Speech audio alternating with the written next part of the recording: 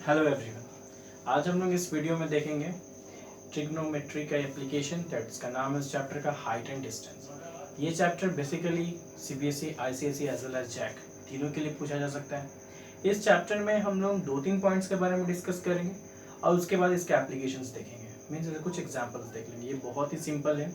हम लोगों ने ट्रिग्नोमेट्री रेशियोज़ के बारे में पढ़ा हुआ है, तो ट्रिग्नोमेट्री रेशियो का ही इसका यूज़ है। बस यहाँ पे आपको ratio as well as thetas given होते हैं, एंगल्स गिवन होते हैं, उसी के बेसिस में आपको इस चीज़ को कंप्लीट करना है। ओके, तो आइए चलिए हम लोग देख लेते हैं हाइट एंड डिस्टेंस। ओके, इसमें कुछ सबसे पहला पॉइंट पढ़ेंगे line of site. Line of site, ये फर्स्ट पॉइंट के बारे में डिस्कस करेंगे।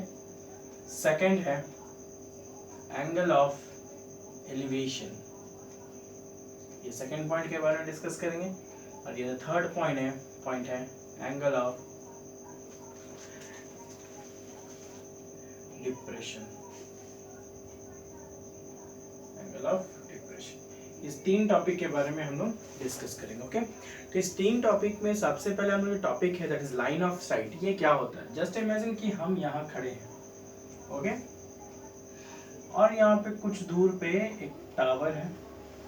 ओके, तो जब हम यहाँ खड़े हैं तो यहाँ से क्या उसके अगर टॉप में देख रहे हो, ओके, इस टॉप में अगर हम देख रहे होते हैं, इसी को कहते हैं लाइन ऑफ साइट। इसी को क्या कहते हैं?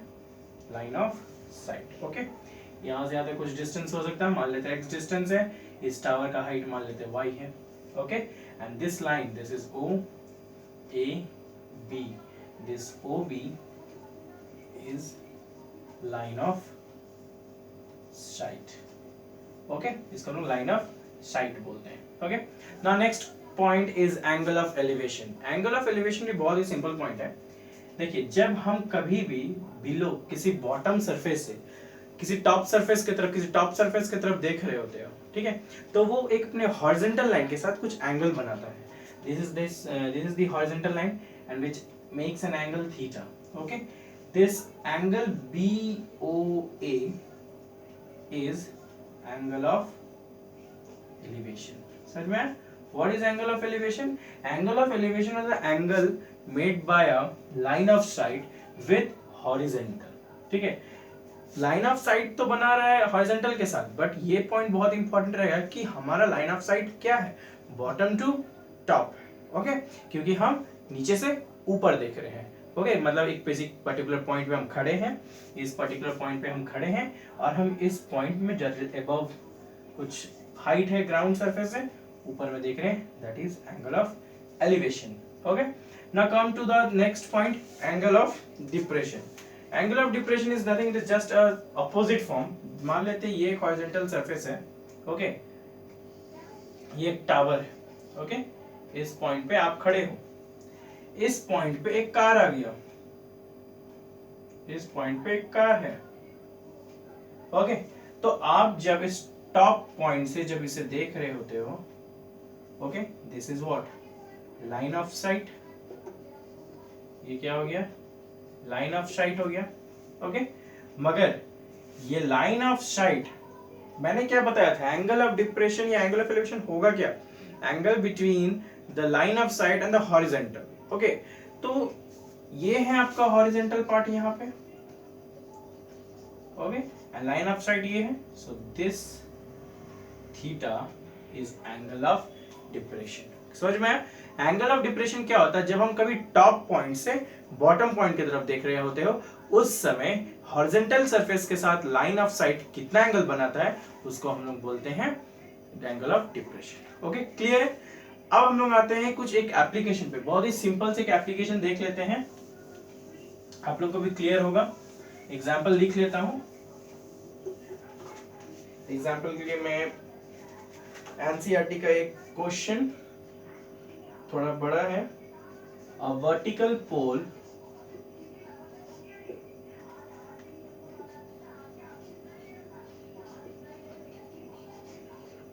stands on the level ground, okay,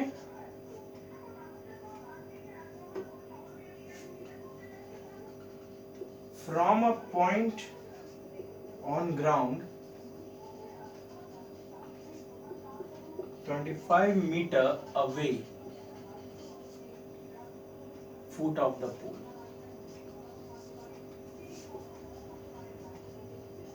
Foot of the pool. Angle of elevation of its top